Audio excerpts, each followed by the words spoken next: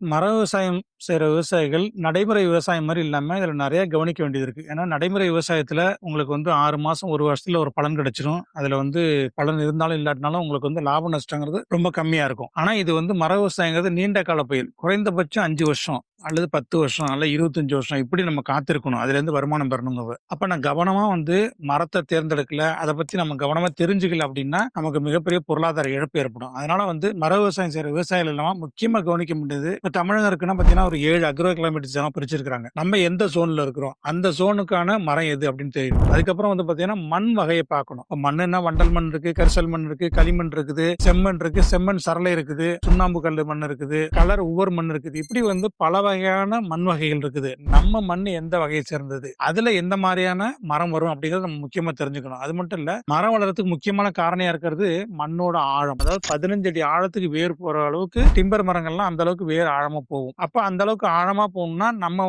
மண் அதுக்கு சூட்டபிளா இருக்குதா, அதாவது தகுதியான மண்ணா இருக்குதா அப்படிங்கறத பார்க்கணும். ஏன்னா இதுல குறுகிய கால மரம் இருக்குது, மத்திய காலத்துல அறுவடை செய்யற மரம் இருக்கு, நீண்ட காலத்துல அறுவடை செய்யற மரம் இருக்குது. அப்ப ஒவ்வொரு மரத்துக்கும் தேவையான அந்த மண்கண்டம் இருக்கான்னு நம்ம செக் பண்ணணும். மண்ணோட ஆழம், இலகுவான மண்ணோட ஆழம் ரொம்ப ரொம்ப முக்கியம். மூணாவதா பாத்தீங்கன்னா, தண்ணியோட உப்புத்தன்மையை பார்க்கணும். தண்ணி இருக்குது, வருஷம் முழுக்க தண்ணி இருக்குது. ஆனா கடல் தண்ணி மாதிரி இருந்துச்சுன்னா அதுல எல்லா மரத்தையும் வளர்க்க முடியாது. அப்ப டிடிஎஸ் அப்படின்னு சொல்லுவோம். அதை நீங்க ஈசின்னு சொல்லலாம். ஒரு ஈசிங்கிறது 600 டிடிஎஸ். ஒரு 1000 டிடிஎஸ் இருந்துச்சுன்னா அதுல சில வகையான மரங்கள் வரும். 1000க்கு மேல போனுச்சுன்னா சில வகையான, 2000க்கு மேல போனுச்சுன்னா சில வகையான மரங்கள் மட்டும்தான் வரும். அதையும் நம்ம கவனத்திற்கு வரணும். அடுத்து நாலாவதா என்னன்னா, அதுல நிலத்துல நீர் தேங்குமான்னு பார்க்கணும். தண்ணி தேங்குற இடத்துல சில வகையான மரங்கள், நாட்டு மரங்கள் மட்டும்தான் வரும். நீங்க ஹை வேல்யூன்னு நினைக்கக்கூடிய மரங்கள்லாம் தண்ணி தேங்குற இடத்துல வராது. அது இருக்கான்னு நம்ம பார்க்கணும். தண்ணி தேங்குனுச்சுன்னா அதுக்கு என்ன பண்றது, ஏற்பாடு பண்றது, இப்படிலாம் நம்ம பார்க்கணும். அடுத்த முக்கியமான விஷயம் விவசாயிகள் கவனிக்க வேண்டியது என்னன்னா, நமக்கு எவ்வளவு காலத்துல மரத்துல இருந்து வருமானம் வரணும் அப்படின்னு தெரியணும். பொருளாதார தேவை குறுகிய காலத்துல இருக்குதா, இல்ல ஒரு 10 வருஷத்துல மத்திய காலத்துல நமக்கு தேவையா,